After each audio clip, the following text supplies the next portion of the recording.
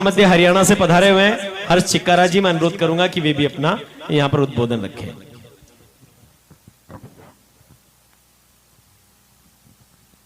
सम्मानित बुजुर्ग, नौजवान साथी, आवाज सुन रही मात्र शक्तियां और हमारे लिए जो हकीकत के रियलिटी के हमारे सामने भगवान बैठे हैं, हमारे देश के जवान, सभी के चरणों में हर्ष चिक्कारा हरियाणा की तरफ से हाथ जोड़कर राम राम।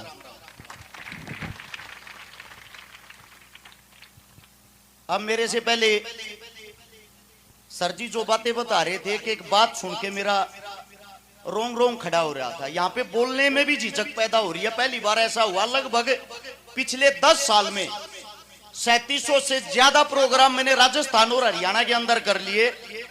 पहली बार ऐसा हुआ है जब जहां भी मेरे देश के जवान होते हैं, इनके सामने बोलने में थोड़ी झिझक इसलिए पैदा होती है। हकीकत तो यह है, अगर रियलिटी का कोई हिंदुस्तान के अंदर भगवान है, एक तो इस देश का जवान, एक इस देश का किसान, जिनके कारण हम अन्न खाते हैं।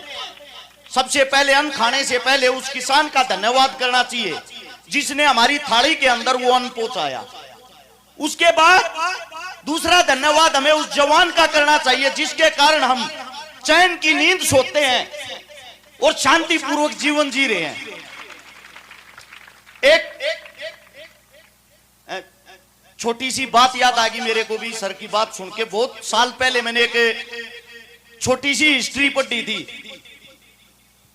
1941 के अंदर जिस वक्त हम गुलाम थे, 19 अगस्त को हिंदुस्तान के अंदर एक शेर ने जन्म लिया था जिसका नाम था जसवंत सिंह रावत।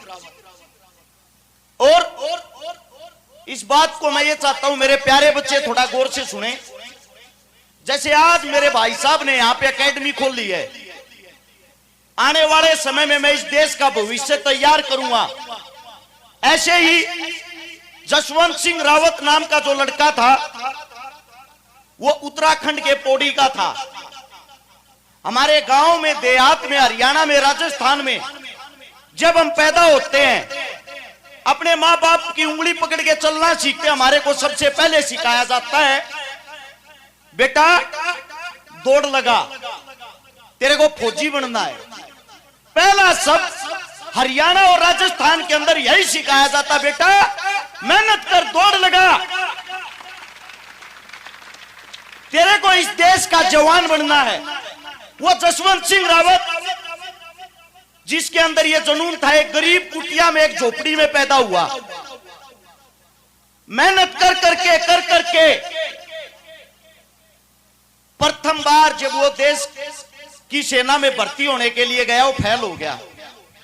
उसने दोबारा से फिर कोशिश की और वो भारतीय देश का फौजी बन गया। उसी वक्त 1962 के अंदर भारत चीन का युद्ध चल रहा था।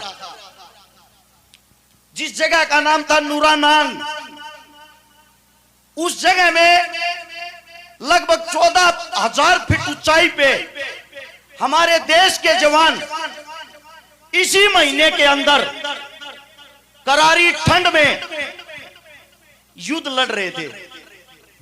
और जब ऊपर से आदेश आते हैं कि ऊपर तक खाना नहीं पहुंच सकता, वहां पे जो हमारी सेना वो वापस लौट आए। उसी के अंदर जो जसवंत सिंह रावत था, उसने साफ मना कर दिया, मैं हिंदुस्तान का एक जीता जागता शेर हूं। जब तक मेरी रगों में ये खून दौड़ेगा, मैं वापस नहीं जाऊंगा, अकेला ही चीन से लड़ूंगा।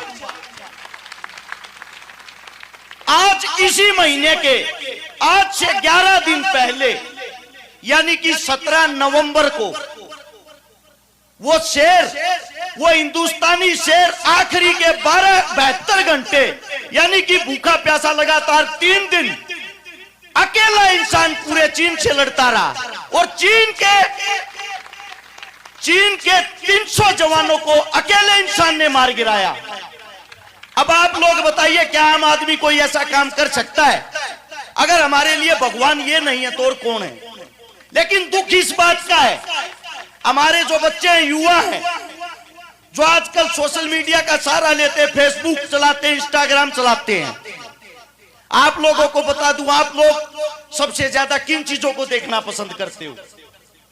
सलमान खान, सनी लियोन, उनसे क्या शिक्षा मिलती है? हमारे देहात में अगर हमारे को कोई शिक्षा देता है, वो शिक्षा देने वाले आप लोगों के सामने बैठे हैं। माता पिता से बड़ा कोई भगवान नहीं। उसके बाद अगर किसी का नंबर आता है तो गुरु होता है, और गुरु वो होता है जिससे हमें शिक्षा मिलती है। गुरु एक नहीं, गुरु अनेक हो सकते हैं। आप जितना आगे बढ़ते जाओगे, जितना आपकी उम्र बढ़ती जाएगी, आपका तजुर्बा, आपके गुरु, आपकी शिक्षा उतनी ही बढ़ती जाएगी। मैं आप लोगों को ये बातें, ये कहानी इसलिए बता रहा हूं, जिस जसवंत सिंह रावत की बात आप लोगों के बीच रखी, आज उनको हम बाबा जसवंत सिंह रावत के नाम से जानते हैं। आज उनका मंदिर बना हुआ है उसी जगह पे, और आज तक हमारे देश का वो सिपाही मृत घोषित नहीं है, आज भी हमारे देश की रक्षा करता है। आप लोगों ने कहानियां सुनी होगी ना, भूत होते हैं, भूत नहीं होते, ये बातें चलती हैं। हमारे देश के ऐसे ऐसे जवान हुए हैं जिन्होंने 1962 के अंदर युद्ध लड़ते लड़ते जिनकी गर्दन को काट के चीनी सैनिक अपने साथ लेके गए थे। ये कैसा इंसान, अकेले ने हमारे 300 आदमियों को मार गिराया, और सम्मान के साथ उस शेर के उस शव को वापस लौटा के गए। आज वो चीनी भी उनको सैल्यूट करते हैं, हिंदुस्तान के जवान को। ये हमारे जवानों की ताकत है। अगर आप यहां आए हो, हमारे सामने जो जीते जागते भगवान है, मैं आप सभी से इतना ही कहना चाहूंगा, इनके अंदर से कुछ न कुछ गुण सीखकर ही अपने घर वापिस जाएं। आप ही का बच्चा हूं, आप ही का बेटा हूं। अगर मेरे मुख से कोई गलत बात निकल गई हो, हमारा जो बोलने का तरीका, हमारी भाषा शैली वो थोड़ी अलग है।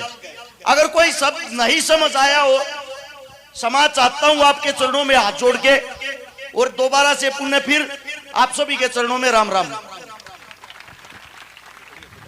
बहुत बढ़िया हर्ष भाई, आपने ऐसा कुछ नहीं कहा जो नहीं समझ में आने वाला हो। देखिए, इनकी पूरी बात को सिर्फ मैं एक लाइन में ये आपको संक्षेप में रखूंगा कि फौजियों को हमसे और कुछ नहीं चाहिए। हम सब ने देखा कि बर्फ के 30 फीट नीचे दबे होने के बावजूद 6 दिन तक हनुमान थप्पा अपनी मां के आंचल में